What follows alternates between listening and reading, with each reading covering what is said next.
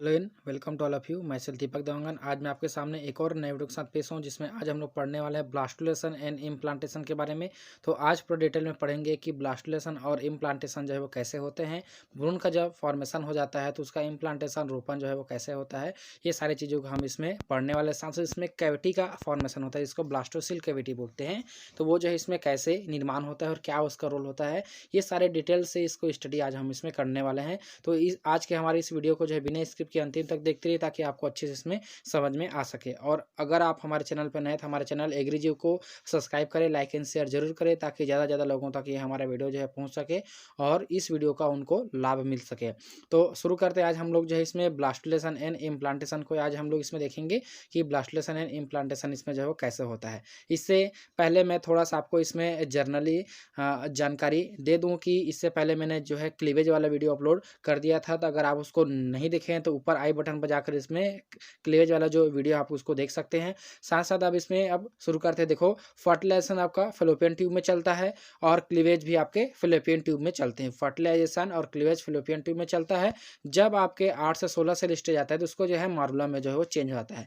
जब 8 से 16 स्टेज जब आ जाएगा उसका सेल का, तो उसको क्या बोलते हैं, हमारे पास मोरुला जो है वो कहते हैं। तो अब इसमें मोरुला को अब आपको मैं थोड़ा सा इसमें समझा देता हूँ कि वो कैसे उसमें जो है वो मॉरुलेशन का या मॉरुला का इसमें फॉर्मेशन होता है। तो आप यहाँ पर देख पा रहे होंगे, जब वो एक है तो एक के चेंज होगा किसमें, जाइगोट में। यहाँ पर हमारे पास स्पर्म होगा, उसके बाद जाइगोट में चेंज होगा, जाइगोट के बाद 2 सेल स्टेज, 2 सेल के बाद 4 सेल स्टेज, और 4 सेल स्टेज के बाद हमारे पास आएगा मोरुला एंड जो है आपका ब्लास्टुला। इस तरह से इसमें जो है आपका चेंज जो है वो होता है। तो इसमें कैसे उसका चेंज हो रहा है आपको यहाँ पर अच्छे से इसमें समझने को मिलेगा कि इसमें जो है कैसे उसका परिवर्धन जो इसमें जो है वो होता है। तो इसको हम आपको अच्छे से इसमें समझाएंगे कि उसका कैसे किस तरह से उसमें परिवर्धन आपको देखने की इसमें मिलेगा। ठीक है, तो ये रहा आपका 2 से 4 सेल स्टेज।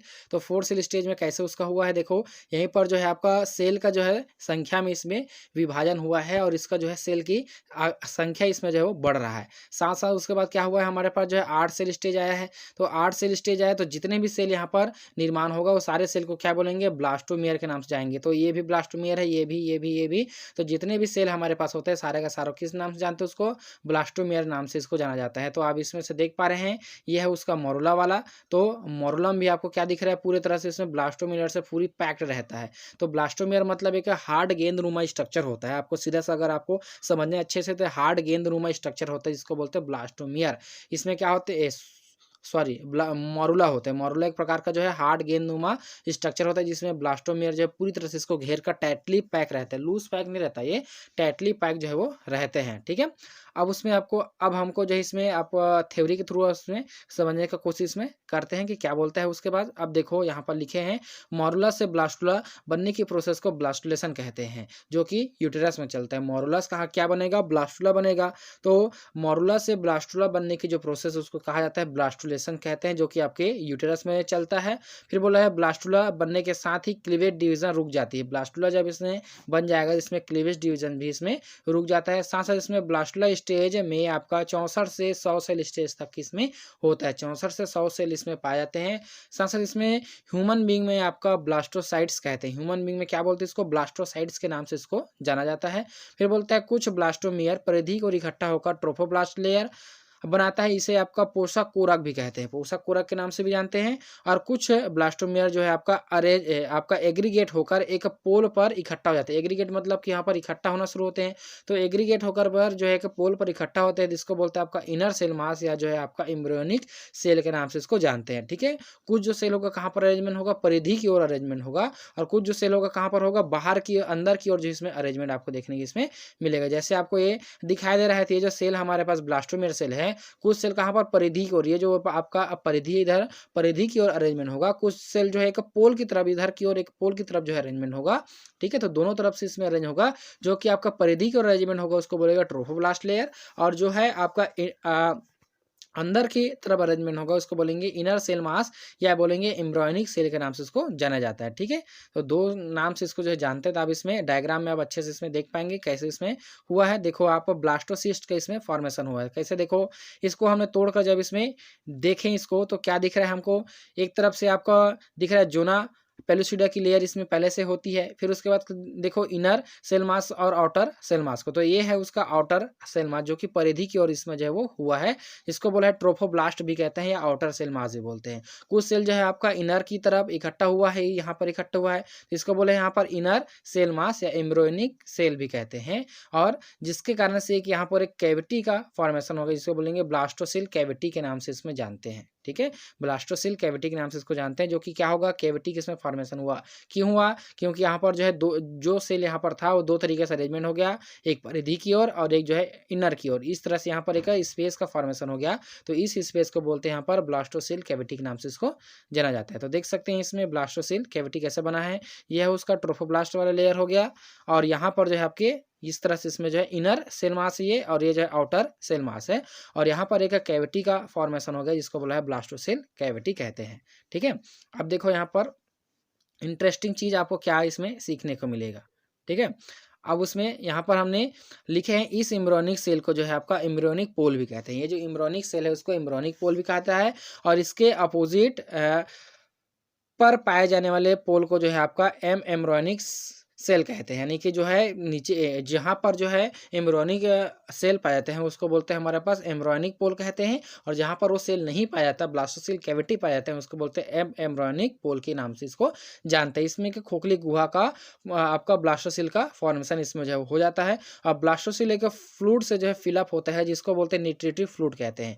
ये जो ब्लास्टोसिल रहता है ना, ये जो पूरा ब्लास्टोसिल है एक प्रकार से जो है आपका न्यूट्रिटिव सब्सटेंस से जो है फिलअप रहता है। इसमें न्यूट्रिटिव सब्सटेंस में पाए जाते हैं। अब ध्यान में रखिए, जहाँ पर इनर सेल मास है यहाँ से लेकर यहाँ तक की ये जो भाग है, ये जो सेल है, इसको आपका जो है ट्रोफोब्लास्ट आप इसको नहीं बोलोगे, इसका कोई दूसरा नाम है। अभी हम इसमें बताएंगे क्या उसका नाम है। ठीक है, फिलअप होता है। अब उसके बाद यहाँ पर लिखे ट्रोफोब्लास्ट के थ्रू जो है एमनियन एंड कोरियन परत का निर्माण होता है।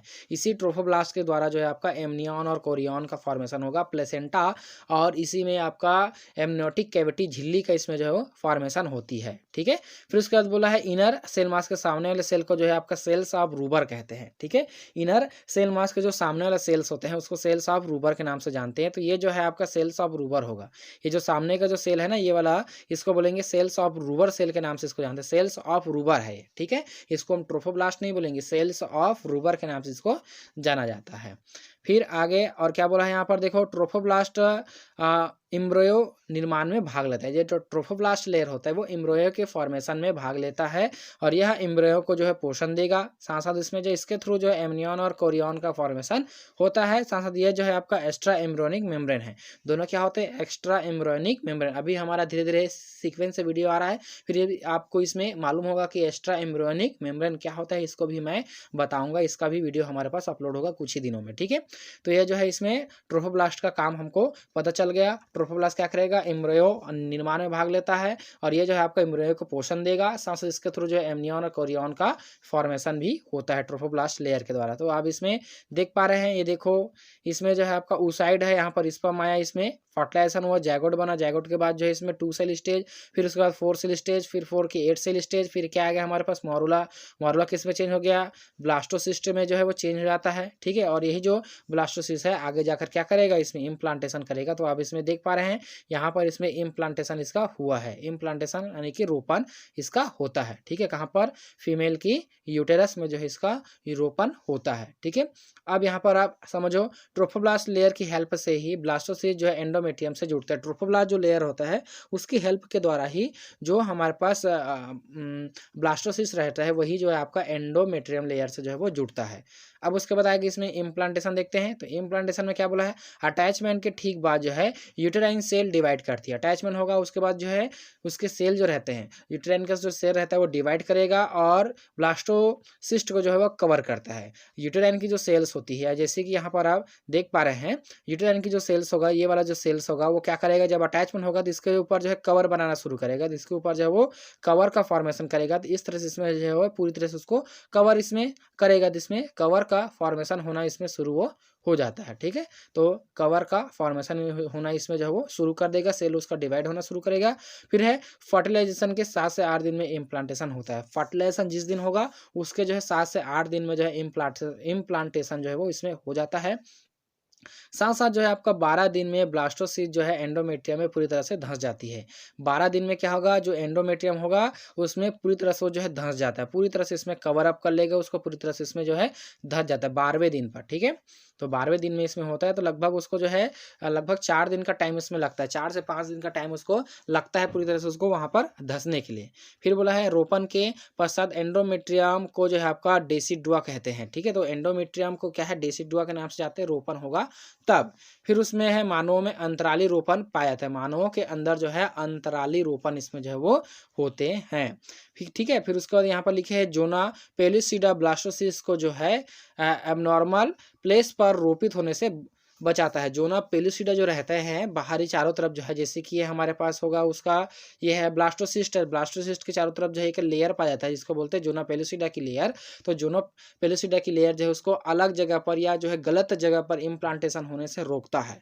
आपको इसको याद रखेंगे, आपका जोना पेलिसिडा ही एक ऐसा लेयर होता है जो कि जो हमारा ब्लास्टोसिस्ट है उसको गलत जगह पर रोपण होने से रोकेगा, वरना गलत जगह पर रोपण होगा तो इसके कारण से जो है, जैसे कि किसी फीमेल में अगर वो उसका रोपण जैसे यहाँ पर हो गया तो या इधर की ओर हो गया तो इसमें होगा क्या कि उसको जो है तकलीफ होगा, उसको जो है यहाँ पर सर्वाइवल के लिए बहुत ही कम उसको भोजन मिलेगा, साथ साथ उसको जगह नहीं मिल पाएगा, जगह नहीं मिल पाएगी, इसी कारण से उसको जो है गर्भ में ही शिशु की मृत्यु, बहुत बार देखा गया है कि गर्भ में ही शिशु की मृत्यु हो जाता है। तो कारण क्या है, एबनॉर्मल इम्प्लांटेशन कहीं दूसरे जगह पर जहाँ पर उसको होना चाहिए वहाँ पर ना होकर किसी अलग जगह पर इम्प्लांटेशन होने से ऐसा होता है। तो जो है अगर वो सही स्थान पर होता है, जैसे कि इधर हो रहा है सही स्थान पर, तो उस पर कोई दिक्कत नहीं। तो ये ब्लास्टोसिस्ट जो है उसको गलत जगह पे रोपण होने से रोकता कौन है, हमारे पास जोना पेलिसिडा इसमें जो है वो बचाता है। फिर उसके बाद हमारे पास आएगा ब्लास्टोसिस्ट के रोपण के बाद ब्लास्टोसिस्ट को आपका क्लोजिंग को एगुलम प्लग द्वारा इसको जो है कवर कर देते हैं, क्लोजिंग को एगुलम प्लग इसमें पाया जाता है, ठीक है। ब्लास्टोसिस्ट को रोपित होने के बाद जो है ब्लास्टोसिस्ट को जो है आपका क्लोजिंग को एगुलम प्लग के द्वारा इसको जो है कवर करते हैं, इसको क्लोजिंग को एगुलम प्लग कहते हैं। ये जो यहाँ पर इसको कवर अप इसमें फॉर्मेशन होगा इसको बोलेंगे क्लोजिंग को एगुलम प्लग कहते हैं इसको, जो कि इसको कवर करके रखता है, ठीक है। वरना वहाँ से हट जाएगा, कहीं पर वो गिर जाएगा, तो उसको रोकने के लिए क्या आते हैं, आपका क्लोजिंग को एगुलम प्लग के द्वारा इसको रोकता है, जो कि इस तरह से इसको प्लग को कवर करके ऊपर की तरफ उसको रख लेता है। फिर आप इसमें से देख पा रहे हैं डायग्राम में कि कैसे उसमें इम्प्लांटेशन हो रहा है। तो ये उसका जो है जायगोट है और इसका जो है सॉरी जायगोट बोलता हूँ, ये है ब्लास्टोसिस्ट है जो कि इसमें इम्प्लांटेशन होने को जो है हो रहा है इसमें। तो इस तरह से इसमें जो इम्प्लांटेशन की प्रक्रिया इसमें होता है, ठीक है।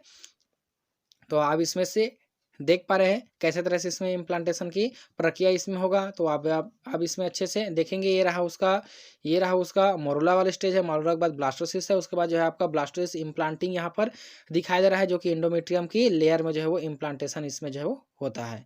और इम्प्लांटेशन होने के बाद जो है आपको कुछ इस तरह से आपको इसको जूम करेंगे अच्छे से माइक्रोस्कोप के द्वारा, तो आपको इम्प्लांटेशन जो है कुछ इस तरह से इसमें हो रहा है ना। और ये जो है आपका अंतिम में कुछ हमको ऐसा इसमें प्रेगनेंसी जो है वो होता है, इम्प्लांटेशन होने के बाद इसमें प्रेगनेंसी आपको देखने को मिलता है। तो ये था हमारे पास इसमें ब्लास्टुलेशन एंड जो है आपका इम्प्लांटेशन के बारे में हमने पूरा डिटेल में इसमें पढ़े हैं कि किस तरह से इसमें ब्लास्टुलेशन एंड इम्प्लांटेशन जो है वो होता है।